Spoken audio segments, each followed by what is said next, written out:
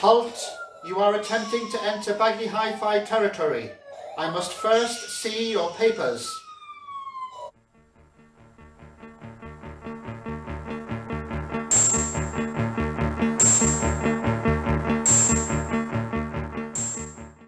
Greetings cats and kittens, welcome once again to Baggy Hi-Fi, this YouTube channel devoted to record collecting and the vinyl community, the VC here in the UK. Well, it's been a while since I last made a video, and the last one was with Ed Pinson talking about spiritual music. So I thought I'd come back with a really straightforward video, which is going to be a bag full of finds, just recent records that I've bought in the last few weeks or so. I'm not going to go into great detail because I think I have about 25 albums to show of various kinds of music. We have some bubblegum, we have some 60s pop, we have some garage rock, we have some psych, not sag, and we have quite a lot of 70s British rock. So as I say, a lot to get through. We'll start with some compilations, some comps. This one is a nice one. It's a bubblegum compilation on the Buddha Records label, and it's called Bubblegum is Back. Well, it never went away in my book. Bubblegum music, if you don't know, was flowered in the flower power era, although it's not really psychedelia. It's sort of very, very commercial pop music with elements of psych, sort of like baby psychedelia, I would say. And all these records produced by various groups, the 1910 Fruit Gum Company, the Lemon Pipers, the Ohio Express, the Singing Circus. They're all produced by the Super K Productions, Jerry Casanet and Jeff Katz, on the Buddha label in the USA in the late 60s. And you'll know some of these tunes. Simon Says, extremely hook laden, great straightforward pop music. So that's a nice compilation. It's on the Buddha label, who did issue the original 45s, most of which were hits in the USA and over here. Second one, this batch of 3 comps that I have here, and I was at an indoor market last Wednesday, and there's a record stall that were there which seems to have expanded a little bit, and it now has more stuff, more stock. And I noticed there was a rack with compilations in that said 3 for a £5, and I thought, well, I'll have a look at this, thinking it would be a load of rubbish, but it wasn't. Anyway, this is these next three records are from that 3 for a £5 bin in the marketplace. So this is a compilation on the Cube label, or the Fly record label. I think this label began as the Cube label, or no, it began as the Fly label, but it was an independent label, quite unusual for the late 60s, early 70s. And the roster included Joe Cocker, T-Rex, Procol Harum, The Move. Yeah, great roster of artists. And this is a compilation called Juicy Giants. A nice inner sleeve, which is a shaped inner sleeve there with the fly inside of the cube. I mean, you can't go wrong with this one, really. It's got Jeepster on by T-Rex, Conquistador by Procol Harum, Get It On by T-Rex, A Whiter Shade of Pale by Procol Harum. Are The Move on here somewhere? Yeah, I can hear the grass grow, so come on. In a 3 for £5 deal, you can't go wrong. Next one's not quite as good, but I did have to buy 3. This is in the Polydor 99p series, and it's Supergroups Volume 2. Features Jack Bruce, The Savage Rose, John Mayall, so it's a bit, and Taste, Ginger Baker's Air Force, so it's a bit more bluesy based, but still the vinyl's in really nice condition. Haven't really played this one properly yet, but my eyes lit up when I saw this next record in this box of compilations, and it's in the Nugget series, and it was a sealed copy of Volume 10 of the Nugget series, which compiles garage, psychedelia, pop and punk from the 60s, late 60s. As this is the Volume 10, which is folk rock series, and I'll say it was sealed, this copy, but it is a little bit bent at the edges, but the vinyl, of course, is perfect. It's mint, really is mint, until I played it. So it's on the on the Rhino record label with a custom inner sleeve. So I was really pleased to get this. As soon as I left the market, I looked on my phone onto Discogs, and someone was selling this one for 45 quid. So really, in the three for £5 deal, you could say this was a, you know, sort of a less than £2 record, which is so very nice to add this to the collection. It's a mixture of really well-known 60s folk rock US artists like the Byrds, the Turtles, and Scott McKenzie. San Francisco, Be Sure to Wear Some Flowers in Your Hair.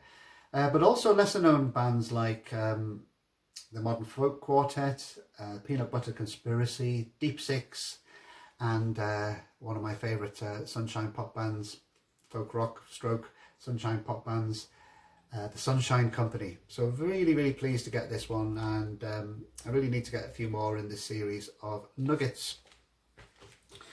The next compilation is a sampler from the Charisma Records label from the 70s. I think this probably would have come out about 1974, 1975. It's on the Mad Hatter label that we all love. And it's Charisma Keyboards is the name of this compilation. So that label, the Charisma, is quite famous for its prog rock artists. Of course, Genesis being probably the most famous. But it's a nice compilation. Sort of sums up an era of British, very British sounding prog. So on here are the Nice, Genesis with the Fountain of Samalsis, Robert John Godfrey, who I'll be talking about later on when I show an album by the Enid, very eccentric British prog artist. He's on here. Rare Bird, Van de Graaff Generator, White Hammer, from the Least We Can Do to Wave to Each Other album, and Bo Hansen, track taken from his Lord of the Rings concept album. So rather a nice proggy selection there. Bit of a tatty cover, but the vinyl is good. Got this for £5. And the last compilation I'm going to show is Mind Rocker, a US punk anthology. So this is 60s garage rock stroke punk. This originally came out in the 80s on a German label called the Line label, and this Mind Rocker series of psych garage music had quite a good reputation because it wasn't the pressings were good, and this is a reissue, recent reissue, a limited edition of 500 on the Past and Present label. And on here again a mixture of well-known artists like or well-known in the garage rock fraternity, the Seeds, the Brogues, I Ain't No Miracle Worker, so some really well-known garage classics on here.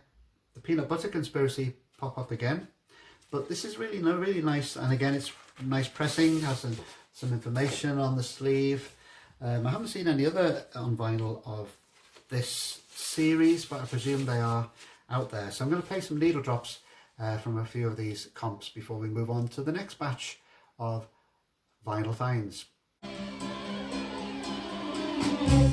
you're looking for a sunshine fun, come with me, I can give you some. We'll climb a rainbow ladder to the sky, just you and I. We will fly to a yellow ball of butter, where the clouds are as fluffy as a parachute sail. In the jelly jungle of orange marmalade.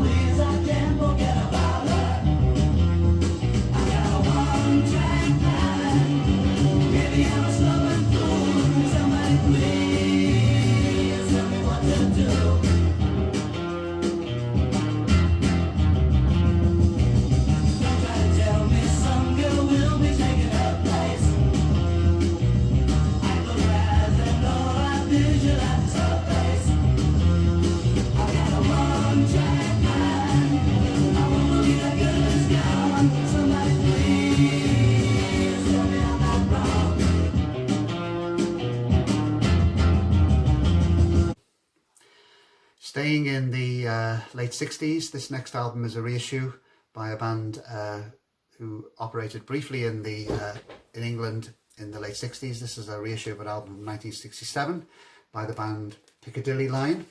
The album is called The Huge World of Emily Small. And this band, I think, should have really have featured on the recent Tea and Symphony compilation that Bob Stanley did on British Baroque pop and soft psych, because that's what this music is. Songs are fairly strong, nicely orchestrated, really well recorded. They feature that library music giant Alan Hawkshaw apparently on the arrangements, and also Danny Thompson from Pentangle is on here. I'm going to do a needle drop of a track from here, but yeah, I've been enjoying this one. This band, after the Piccadilly Line recording this one album, carried on as a band called Edward's Hand, which were more in the sort of late 60s, early 70s singer-songwriter vein. But I do intend to check their two albums out, which have also been reissued. So that's Piccadilly Line. And this next one is a bit of VCLT, very kindly sent by James Griffiths, because I think he'd been watching a recent video I did where I showed the Bee Gees' Trafalgar album, and commented that I'm still on the lookout for the album Odessa, which is their 1969 sprawling double album. Quite hard to find hold of, especially if you want to get the opulent velvet flock cover, which I've never seen, but it's a sort of red velvet flock. Apparently that only so many were pressed of that, because in the factory that made the covers, it was making people, the factory workers, sick. Probably all that red flock in the air. So, but James kindly found this copy for me, which is a Spanish copy of the Bee Gees' Odessa. Very plain gatefold, but the red flock is replaced by rather nice orangey red laminated sleeve. So yeah, as I mentioned, it's from 1969. It was meant to be a concept album based about a fictional disappearance of a fictional ship in 1899, but that's not really that detectable on here. But it is quite an eccentric album. It gained critical acclaim more recently. I don't think it was that much of a hit at the time.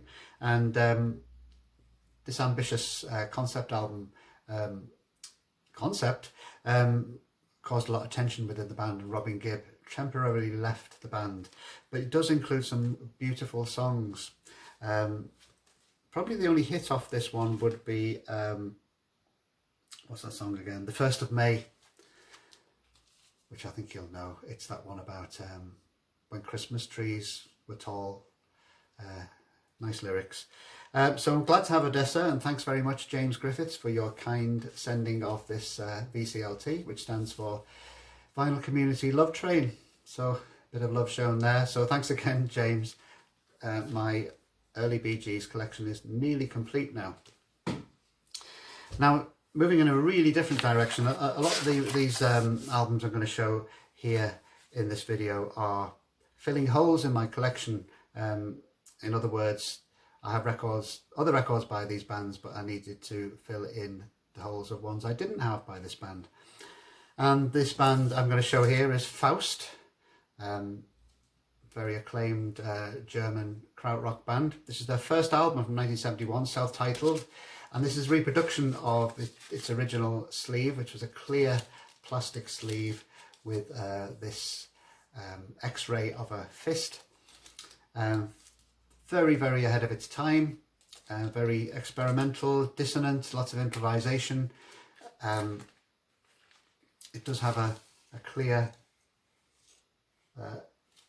insert, I guess you could call it, and the vinyl is clear also. So I do have other Faust albums, but this is their first, and it's quite amazing now to think that Virgin Records signed Faust. They didn't release this one, but with great hopes that they were going to be a really successful and popular band, and of course they weren't, and they caused great trouble for Virgin management by being so anarchic and difficult. And but good on Virgin for supporting them for a short while. Anyway, Faust, first album. Krautrock related now, this next record, really pleased to find a copy of this original on Sky Records. It's a Cluster and Eno, recorded in 1977 at Connie Plank Studio. So it's Mebius and Redelius of Cluster recording with Eno. Some people have said that Eno was perhaps overly influenced by these bands. In other words, maybe he wasn't quite as original as we think he was, but certainly by recording with these people and featuring these musicians on his solo albums showed that he was in debt to this emerging krautrock scene. Although this is a fairly late one from 1977, but so pleased to find a nice copy of this.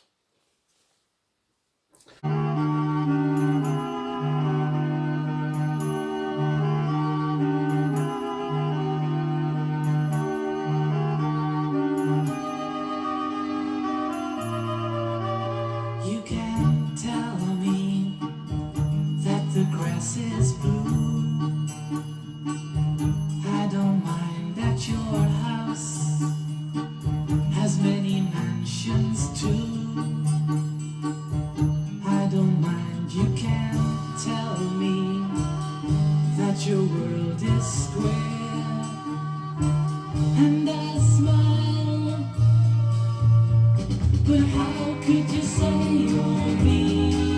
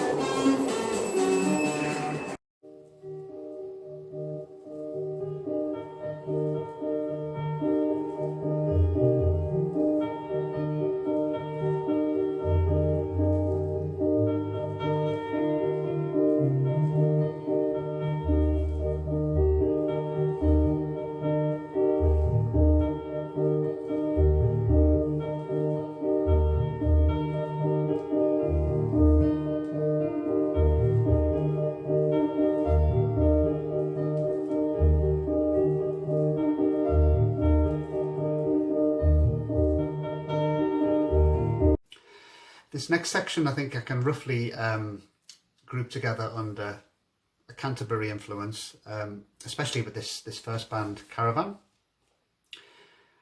And this is a later-ish Caravan album which I had never really investigated before. I mean, I think most people know their classics like In the Land of Grey and Pink, Girls Who Grow Plump in the Night, all those wonderful early albums with Richard Sinclair singing on them. But by this stage, 1976, Richard Sinclair had left to form Hatfield in the North. And so I never really investigated this one, but it's much more poppy than their previous albums, but definitely enjoyable. Pi Hastings is a singer on here. There's a little cartoon portrait of the band. This is an American version on Arista. One of those nice solid cardboard sleeves. So there you are, a later Caravan album. This next album is certainly in the Canterbury mould, because it's matching mould, Robert Wyatt's band after he left Soft Machine.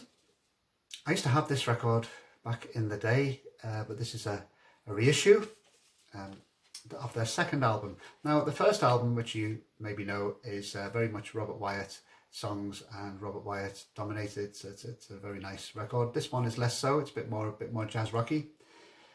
Dave McRae, Robert Wyatt, Phil Miller, and Bill McCormick.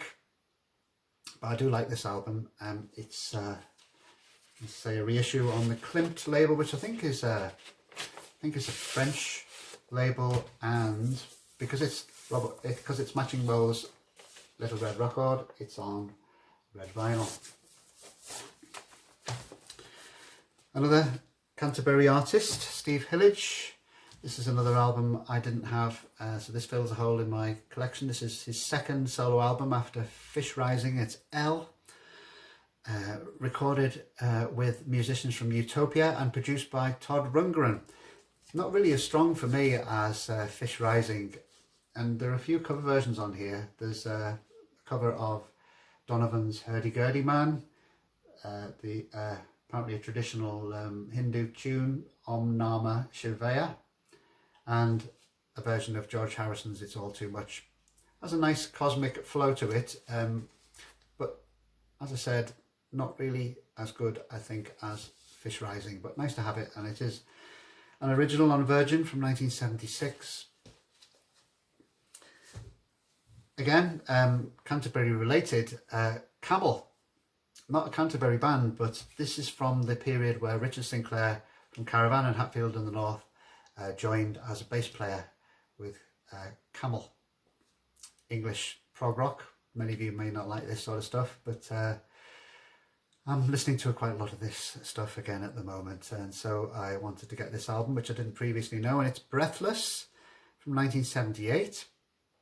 Much more radio friendly than their earlier recordings, but certainly with a sort of melodic keyboard prog dimension to it. And I do like Richard Sinclair's very English sounding singing. This is the second album he made with Camel before he left again and sort of disappeared, apparently to go back to Canterbury and form his own kitchen fitting business, which I believe was called Sinclair and the South, a bit of a pun on Hatfield and the North. I think I'm going to leave it here. I'm going to play some needle drops from this last batch of records, because I have about another 15 or so records to show, so I'm going to try to upload this one now and be back quite soon with more recent finds, more bag full of finds. So thanks for watching, thanks for staying subscribed to Baggy Hi-Fi. See you in the next video. Bye for now.